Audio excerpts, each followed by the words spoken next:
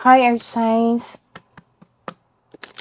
Taurus, Virgo, and Capricorn. Welcome po sa ating channel at ito ang inyong daily gabay tarot reading for September 24, 2023.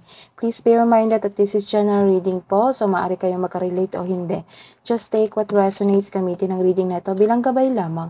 Balik po kayo dito bukas para sa ating daily gabay tarot reading for September 25. Opo, bukas. Please like, subscribe, and click bell button para updated po kayo sa daily tarot reading natin.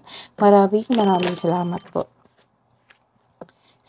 Para po sa gusto magpa-reading, maaari nyo pong makuha ang link. Nasa description box po ito. Message nyo lang po ako sa messenger. Maraming salamat po. Spirit Guides, self-care po today ni Taurus, Virgo, and Capricorn ngayong September 24, 2023. Sign. So, may binigay sa'yo na sign. So, check nyo. Spirit Guides, ano po ang message nyo po para kay Taurus, Virgo, and Capricorn ngayong September 24? Power of sisterhood. So, nagbanding kayo sa inyong friends, girlfriends, sa inyong ate, sa inyong kapatid na babae. Love and mother yourself.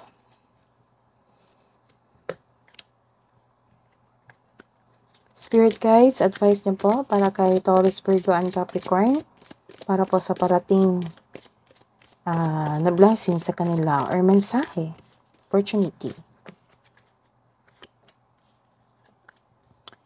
Keep going forward. So, keep going forward. Kung busy kayo sa inyong trabaho ngayon, so the advice is keep going. Grace and gratitude. Through gratitude, joy expands.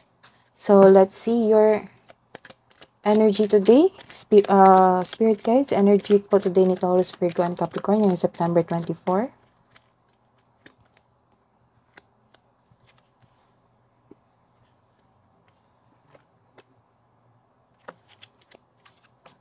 Let's see, sa career and money ni Taurus, Virgo, and Capricorn ngayong September 24, 2023.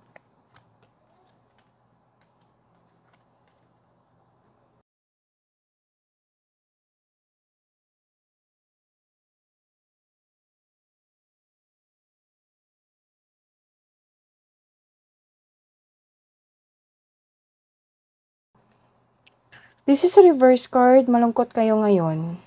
Bakit kaya? Nagkaroon dito na isang takot kayo mag-isa. Hindi mo pa masyadong kilala yung sarili mo kasi naging some of you sinasabi mo ang sa inyong sarili na hindi ka ganito, bakit ka nagkaroon ng takot? Ganon. Hindi ka takot mag-isa noon, bakit ka nagkaroon ng takot ngayon? So, the advice is, it's time to reach out for support and connection. Use your intuition to guide you towards the meaning that resonates. So, kung hindi nyo kaya, kailangan nyo ng kausap. So, kausapin mo yung sarili nyo sa inyong trusted friends or family. And after this emotion, nagkaroon kayo ng inspired in doing ng action. Inayos nyo yung sarili nyo, nagkaroon kayo ng personal power. Nagkaroon din ng victory dito sa inyong trabaho, accomplishment sa inyong trabaho, sa inyong proyekto, fulfillment. Nag-build din kayo ng isang panibagong ambisyon. Some of you, kampante sa inyong sitwasyon ngayon, may kakilala ka, it might be you, it might be your partner na maaring makapangyarihang tao, na influence, na nagkaroon ng impluwensya sa iyo. So this is also means a father figure. So this is also means a father figure, the boss type, it might be you or it might be your kasamahan. So this card tells you na own your space with confidence. Kung ikaw may inaantay na sign to take inspired towards your goal, this is it. This is the sign. So, this is not a sign. This is a scene. Sorry. Bago kasi itong card na ito. So, this is a scene. So, Sa pamamagitan ng kanta, oo, sa pag-awit, nag-video okay kayo, oo, nagkaroon kayo ng healing, bumalik yung self-confidence nyo, naibsan kayo sa inyong nararamdaman na lungkot. So, kung ikaw ay nag-aantay ng isang sign to take inspired towards your goal, this is it. This is the sign. Nagkaroon din ng lack of self-confidence dito. Siguro sa nangyari sa inyong trabaho. Nagkaroon ng lack of confidence, mas nangibabaw yung takot mo of taking your work to the next level. It's time to step out from your comfort zone if you are serious about growth. Meron din ako nakita ditong problema sa pera. Or nagkaroon ng stagnation kasi ayaw mong kumilos. So, may alok na tulong, hindi mo tatanggapin. So, some of you are feeling burnout sa trabaho. Take a break. Taking a break, it won't hurt your career. Allow yourself na mag-rest ka para ma-re-energize ka pagbalik mo at ganado ka na sa magtrabaho muli. So, don't push yourself too hard. So, this is a love message.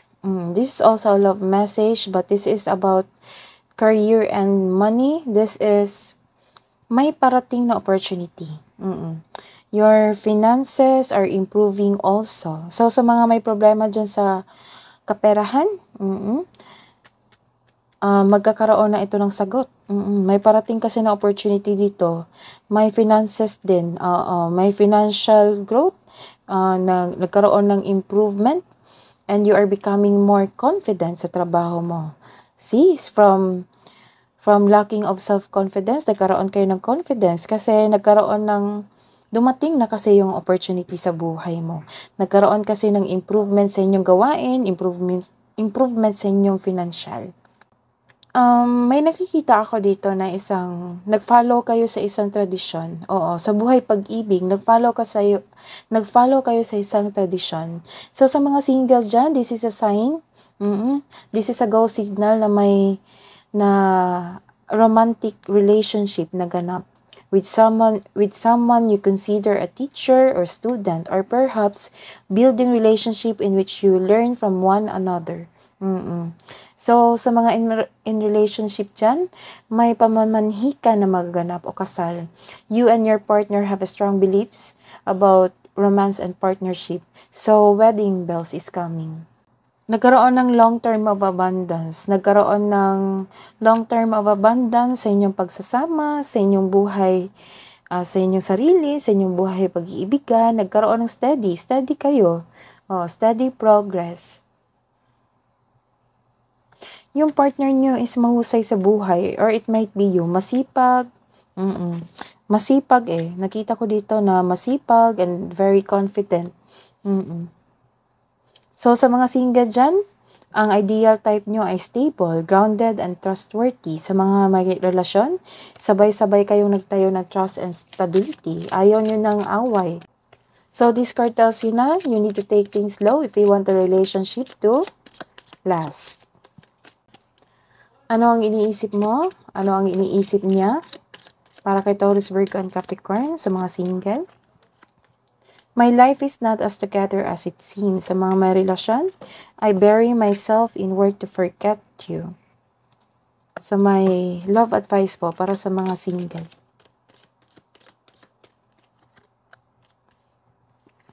Show off your sparkle and shine from the inside. Love advice po para sa ating couple. Love conquers all. So, may maganap talaga dito na kasal or pamamanhikan. Kabuang advice po, spirit guys, para po kay Taurus, Virgo, and Capricorn ngayong September 24. Step out of your comfort zone.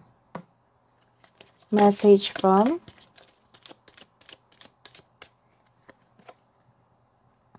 You know what to do.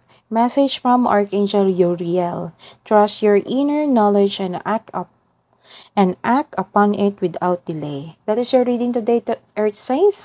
Balik po kayo dito bukas. Please like, subscribe, and click bell button for notification para po updated kayo sa daily tarot reading natin. Maraming salamat po.